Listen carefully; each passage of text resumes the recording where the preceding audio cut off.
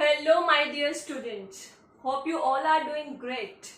Welcome back to Archana Academy. So, students, in this video, we are going to do another topic of class 11th microeconomics, and that is related with consumers' equilibrium.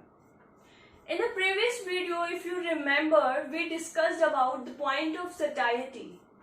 Point of satiety is the point where consumer is getting the maximum satisfaction. Now, if we talk about consumer's equilibrium is also the same. Consumer equilibrium is the point where consumer is getting the maximum satisfaction out of his given income, and in that case, price of the commodity is also fixed. Fine. Consumer equilibrium एक ऐसा point होगा जहां पे consumer को क्या है, maximum satisfaction मिलेगा with the given conditions, and those conditions are कि कंज्यूमर की इनकम जो है वो फिक्स्ड है, ठीक है, and the prices of the commodity is also fixed. Now the second important thing is this consumer equilibrium is also known as point of balance. Point of balance, it means consumer wants to stick on that point. He will neither move up to or down to that point. वो उसी point पे stick रहना चाहेगा. Why? Because he is getting the maximum satisfaction. Now see, if we talk about your syllabus, consumer equilibrium in two cases they are given. In case of single commodity and in case of two commodities. So in the present video, we are going to do consumer's equilibrium in case of single commodity. So let us start. I have written the definition. It will be at a point where rupee worth of satisfaction that is expected by the consumer. This I have written marginal utility of money is equal to the satisfaction that he actually gets.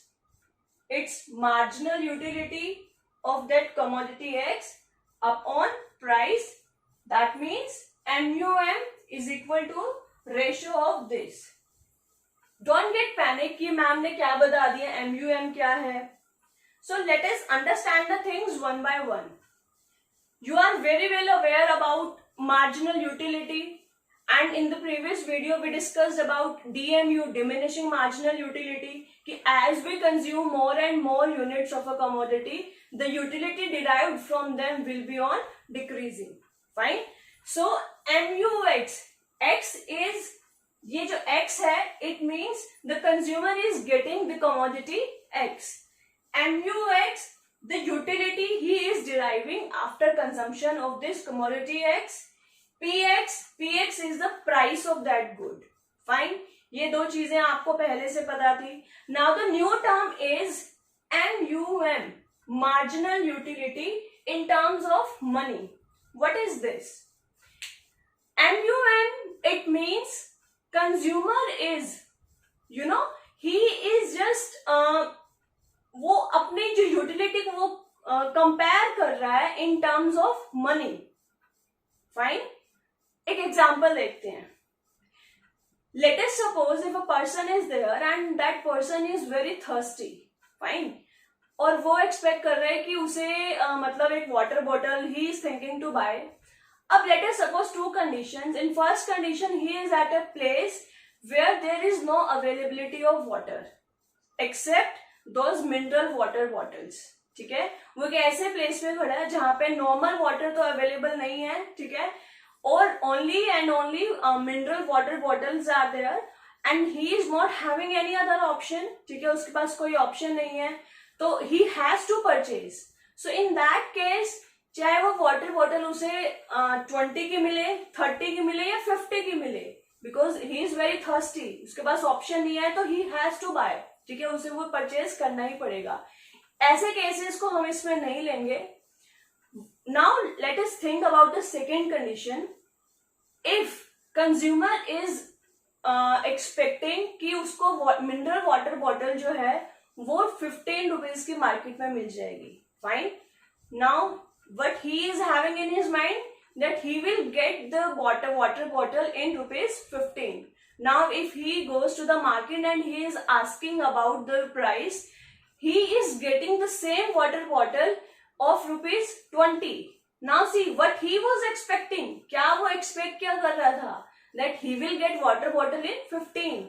But in how much he is getting? He is getting in 20. So what do you think? Will the consumer happy in that case? क्या वो 20 rupees spend करने में happy होगा?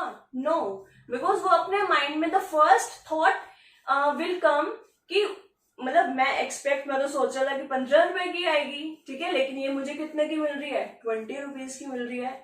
सो अगर उसे बहुत ज्यादा need होगी, only and only he will buy, otherwise वो दूसरा ऑप्शन भी सर्च करेगा. फाइन. नाउ इसी प्राइस को अगर हम मान के चलते हैं, बिकॉज ही इज एक्सपेक्टिंग 15 और वो मार्केट में गया है, just because of some reasons उसे सेम वाटर बॉटल जो है वो 12 रुपीज की मिल रही है. Fine. Now see, in this case he is expecting 15 and in how much money he is getting the same water bottle in rupees 12. So it means उसे क्या है, वो 3 रुपीज का क्या लगेगा, उसे प्रॉफिट हो रहा है. he will be in surplus position. Fine. Now see, in this example we are comparing the utility of that water bottle in terms of money. हम ये नहीं देख रहे कि after consumption of that water from that water bottle उसे कितनी satisfaction हो रही है. We are not comparing that. What we are considering कि मतलब वो जो उसे यूटिलिटी जितनी उस वाटर बॉटल को परचेज करके जो मिल रही है, consumer is just comparing that utility in terms of money, कि मुझे सरप्लस हो रहा है, लॉस हो रहा है, और whether I am at the balance position. So जब हम यूटिलिटी को मनी के टर्म में कंपेयर करते हैं, so that term is known as marginal utility of money. I hope the thing is clear now. The concept of this MUM is clear. So, in the case of single commodity, at what point consumer will be at equilibrium position? When MUM will be equal to MUX by PX. MUX utility from that commodity X, PX is the price. अब हम एक table से इस को थोड़ा सा और अच्छे से अंडरस्टैंड करेंगे. अब स्टार्टिंग में मैंने बोला था कि कंज्यूमर इक्विलिब्रियम के केस में कंज्यूमर इक्विलिब्रियम उस पॉइंट पे होएगा when the prices of the things will remain same.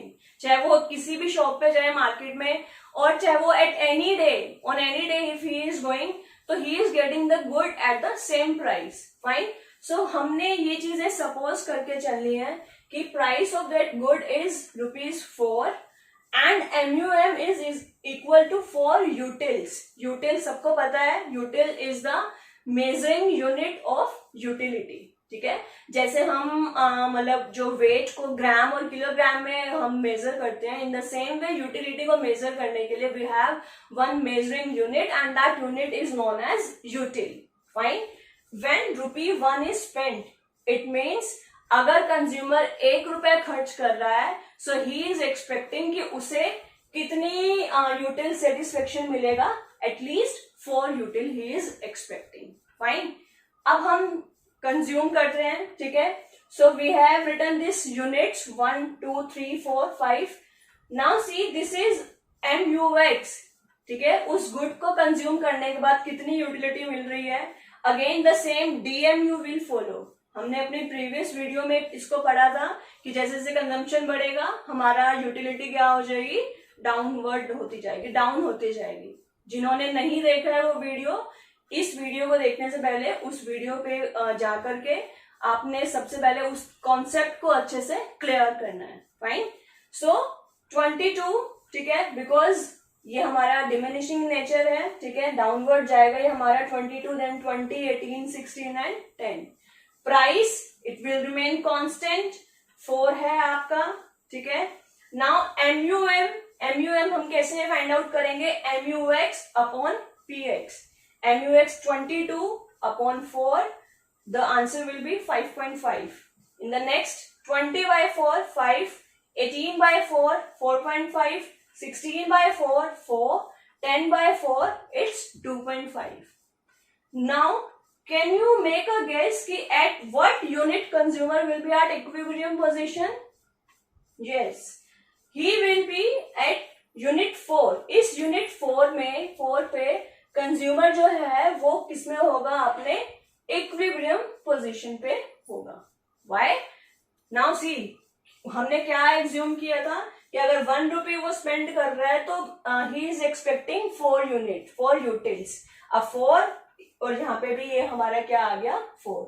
सो और we can say MUM will be equal to the price. So this will be a condition of consumers equilibrium. I hope things are clear कि in case of single commodity आपने जो consumer equilibrium की बात जो हम कर रहे हैं वो कैसे करना है. अब इसको हम थोड़ा सा और एक ग्राफ की फॉर्म में कैसे इसका आपने करना है वो देख लेते हैं. मैं इसको थोड़ा सा ये इरेज कर देती हूँ. यहाँ पे table I am not rubbing.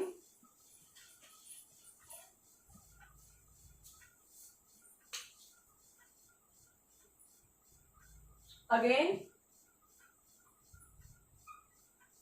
here you have to write units, fine, and here MUX upon PX. आपका y एक्सिस पे ये हो जाएगा क्योंकि हमारा मार्जिनल यूटिलिटी कैसा है? कम होता जा रहा है, डिक्रीज होता जा रहा है. सो हमारा जो स्लोप जो होगा, इसका कर्व जो होगा वो हमारा डाउनवर्ड स्लोपिंग है. ठीक है. Now the price of the commodity is fixed. Price क्या है? हमारा फिक्स्ड है. So price will remain fixed. ये हमारा 4 रुपीज का प्राइस था. So the point where these two lines are intersecting, this point is known as consumer equilibrium. ये पॉइंट जो है वो हमारा क्या होएगा? कंज्यूमर इक्विलिब्रियम पॉइंट होगा. फाइन. और जो ये हमारा इस केस में देखो, यहाँ पे हमारा यूटिलिटी जो है हमारी ग्रेटर है कंपेरेटिवली टू प्राइस. प्राइस हमारा इतना था. ठीक है. और हमारी यूटिलिटी जो है वो ऊपर ही है. इट मीन्स हमारी यूटिलिटी ग्रेटर है कंपेरेटिवली टू प्राइस. तो इस केस में इतना पोर्शन जो है वो कंज्यूमर को क्या होगा? सरप्लस होगा. ठीक है. हमने एग्जाम्पल में ये किया था कि अगर कंज्यूमर को वाटर बॉटल जो है वो 12 रुपीज की मिल रही है तो कितने रुपीज का surplus consumer is getting? Of 3 rupees. ठीक है. 3 रुपीज का उसे सरप्लस होगा. सो वो सरप्लस क्या है? ये वाला पॉइंट आपका होगा. और इसके नीचे अगर हम देखेंगे, यहाँ पे आपका प्राइस ज्यादा है. ठीक है. और यूटिलिटी आपकी कम है तो कंज्यूमर क्या होएगा? उस कंडीशन में लॉस की कंडीशन में. ठीक है. तो आपको यहाँ पे लिखना है क्योंकि यू आर हैविंग 3 कंडीशंस कि अब क्योंकि हमने बोलते हैं कंज्यूमर इक्विलिब्रियम को हम पॉइंट ऑफ बैलेंस भी बोलते हैं. लेट्स सी कैसे वो होगा. फर्स्ट केस हमने देखा है कि अगर हमारी यूटिलिटी जो हमें मिल रही है वो प्राइस से ज्यादा है. ठीक है. अब प्राइस से ज्यादा है, कंज्यूमर क्या होगा? सरप्लस कंडीशन में होगा. अब यूटिलिटी उसे ज्यादा मिल रही है. ठीक है. प्राइस कम पे करना पड़ रहा है. So he will increase his consumption. वो अपने कंजम्पशन को क्या कर देगा? और ज्यादा बढ़ा देगा. तो जैसे जैसे कंजम्पशन बढ़ेगा यूटिलिटी क्या हो जाएगी? डाउनवर्ड, मतलब डाउन होती जाएगी. तो अल्टीमेटली कंज्यूमर क्या हो जाएगा?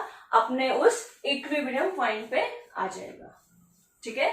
तो that's why it is known as point of balance कि अगर कंज्यूमर इस पोजीशन में है क्योंकि उसे सरप्लस हो रहा है, सरप्लस होएगा तो क्या होएगा? वो अपना जो कंजम्पशन जो है वो अपना कंजम्पशन इंक्रीज कर देगा. And we know the law of DMU. जैसे जैसे कंजम्पशन बढ़ेगा तो क्या होएगा? उससे सेटिस्फेक्शन हमारा कम होता जाएगा. कम होता जाएगा तो किस पॉइंट पे आकर कंज्यूमर जो अपने कंजम्पशन स्टॉप कर देगा? द पॉइंट उसको जहां पे वो उससे सेटिस्फेक्शन जो है वो प्राइस के इक्वल हो जाएगी. ठीक है. अपने इक्विलिब्रियम पॉइंट पे. और इसी में अगर हम सेकंड केस की अगर हम बात करें कि अगर यूटिलिटी जो से डिराइव हो रही है किसके कंपेरेटिवली, मतलब less the utility he is getting, it is less than the price. It means वो प्राइस ज्यादा पे कर रहा है तो अल्टीमेटली कंज्यूमर क्या कर देगा? अपना कंजम्पशन डाउन कर देगा. सॉरी हाँ, कंजम्पशन क्योंकि उसे सेटिस्फेक्शन नहीं मिल रही है तो कंजम्पशन अपना डाउन कर देगा just to come at the equilibrium point. So I hope the whole concept regarding consumers equilibrium and especially in the case of single commodity is clear to you. Again, if you are having any doubt or query regarding this video, so you can directly ask me in the comment section. Fine. If you think my video is fruitful to you, like it, share it with your friends and subscribe my channel. Thank you so much.